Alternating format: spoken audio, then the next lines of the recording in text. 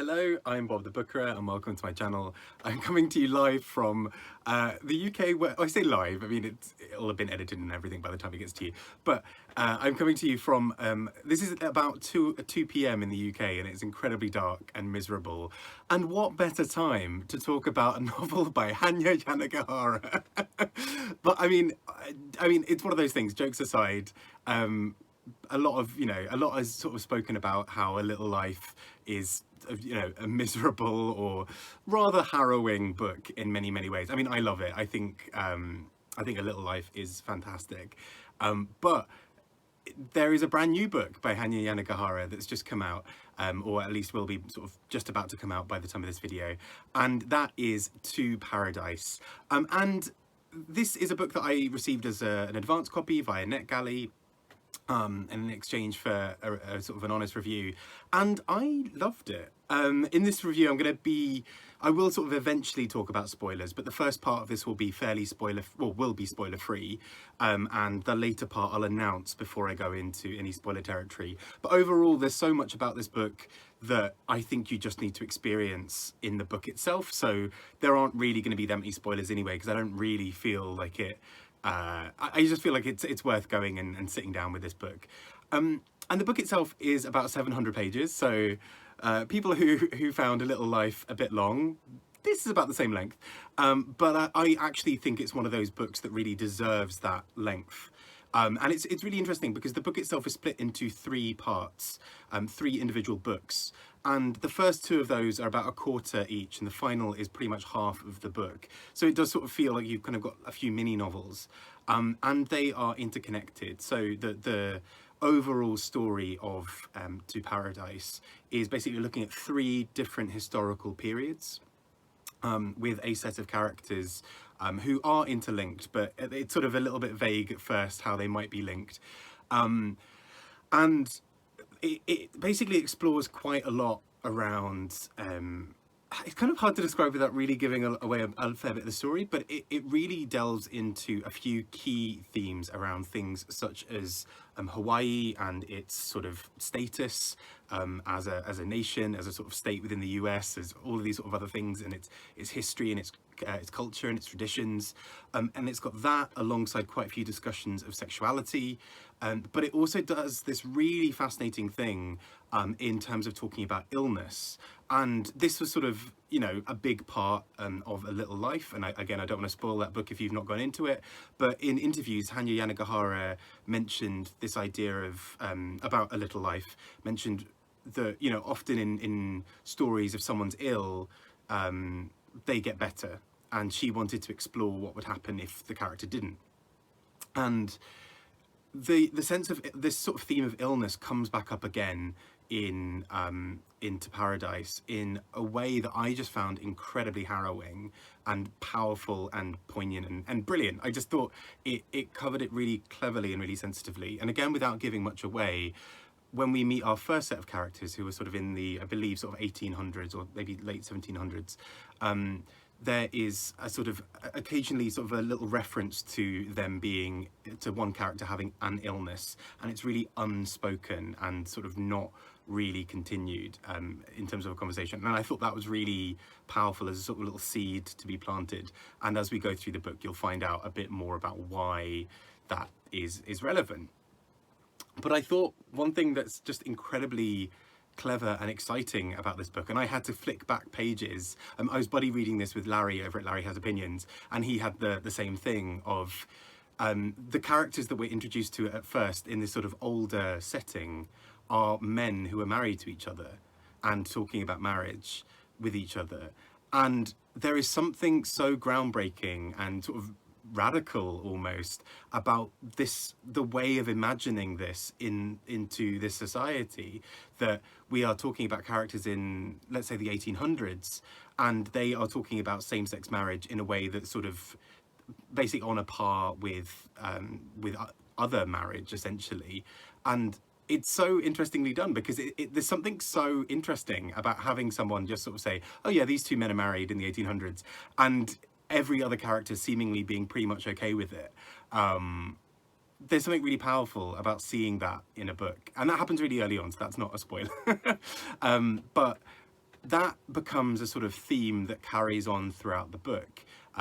We have a lot about this kind of sexuality is introduced in the book in a way that is often not discussed. Characters just are. They exist. They have their identities, and it only occasionally sort of intersects with politics in a way that I thought was really fascinating. And this book also deals a lot with a pandemic, or various pandemics, various bits of illness throughout the three parts. And again, I'm not going to go into too many details and spoil it, but there is something really quite unnerving about the way she writes about pandemics, in a way that is brilliant. It's so unnerving. It's really uncomfortable reading at times, but that's the point. And there is this really strong idea of, I got the feeling that Hanya Yanagihara basically is looking down the barrel of a gun of where we are currently in society. So, you know, creeping rise of sort of fascism and nationalism, a worldwide pandemic, environmental collapse, all of my favourite anxieties. And she just sort of stares right down the barrel of that gun and just describes this world and kind of goes into these imaginative leaps of other things. And it is terrifying. This is a book that I found it really kind of got under my skin at times. And I think that's her real skill as a writer, that she doesn't just sort of cover the topic and move on or try to pacify the reader. She is quite happy with making the reader squirm a little bit. This isn't a spoiler again, because it kind of, you'll see in the, you know, the three parts of the book as they go kind of go through time. So this first bit sort of 1800s, next bit 1900s, and then we get essentially the future. We get the book kind of looks at sort of a period of about 2050 to 2090. Great fun looking at what the world might be. And what I thought was so brilliant in that is at one point she's referring, one of the characters is referring to pandemics that have happened. And the future person talks about 2020. And it was, again, that visceral feeling of being sat there kind of suddenly seeing the year that you've just not long come out of in a book as an historical footnote almost, is really unnerving. And I thought that was just genius to make the reader in the current moment, knowing that most readers are going to be reading this in 2021, well, 2022 when it comes out. I just thought this was incredible. It was so uncomfortable and really painful, and I am impressed that she, you know, that takes real courage, I think, as a writer to go and do that. But I realise I've barely spoken about the actual story to this book. This book, in its three parts, basically charts human history, and it kind of charts how humans respond to illness, to outbreaks, to pandemics, to things like that. And there is something really quite clever in the observation, I think, of this book, that when the book looks at illness, it also looks at basically how we as a society treat our most vulnerable. So this is, you know, obviously incredibly pressing with COVID, just sort of generally, but also, you know, obviously many people have come out of the pandemic suffering in terms of their mental health, suffering perhaps with things like long COVID. And this book looks at actually what do we do with the most vulnerable members of our society? What happens after a pandemic, or kind of towards the end of one, when somebody is vulnerable and needs our help most? How do we carry on and rebuild a society when actually there are people who now perhaps need help more than ever before? And so that's sort of a core tenet, I guess, of this book that we keep on kind of coming back to. There are various characters who are incredibly vulnerable and incredibly at risk throughout the book. And we see how when society changes and when things sort of develop, you know, when our sort of, in theory, when we have better social systems than we had before, better technology, that morals and other things don't necessarily follow that same linear progression. That actually, if a character in the 1800s, if two men can get married to each other in the 1800s, can that still happen in the sort of late 2000s under a sort of slightly more fascist government? Does that happen? It also really explores what that looks like in terms of colonialism. So Hawaii being a prime example throughout the book. History and stories and traditions of Hawaii keep on coming up and kind of bubbling up to the surface in various ways. And there's something so brilliant about the way she critiques some of the kind of the way that we see sort of, Hawaii's or other nations' identities, particularly when there's something like when we've kind of become a global world and all of those other bits. And I thought it was absolutely fascinating. One sort of last point I want to make, and this is a slight spoiler, so you have been warned. Please stop here if you don't want to hear this, because this is a part that it's a fairly minor part to the book in some ways, but also fairly central. I'm explaining this really badly. If you don't want to hear any spoilers, feel free to come back another time. But the thing I really wanted to talk about is there is this real notion throughout the book of hereditary actions and things passing down through families and the repetition within history. And I mentioned earlier about this idea of linearity of, do things keep moving forward towards progress, or are there moments where we go backwards? And that linearity is really challenged by something else, which is how sort of cyclical parts of this book are. So if we've got 3 parts of this book dealing with, sort of roughly 100 years apart each time, there are moments that repeat within them. So for example, on a more basic level, character names are a really big part. And when you start the second book of the the second of 3 books in this book, the thing that you sort of notice straight away is many of the characters have exactly the same name. In all 3 timelines, there is a David, there is a Charlie or a Charles, there is an Edward, there is also an Eden often as well.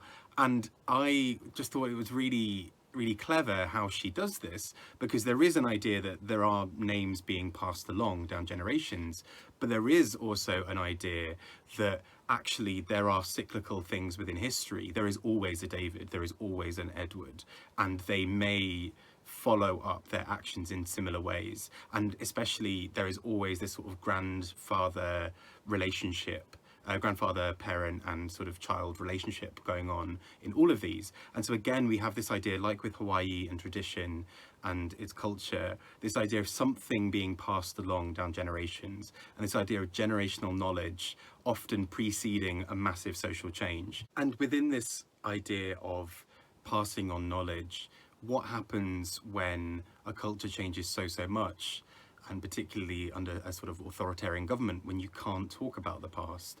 And there are various characters throughout who cannot talk about the past for whatever reason, either because, sort of it personally affects them and it's too hard and it's too much to tell a young child, or because legally you cannot do so.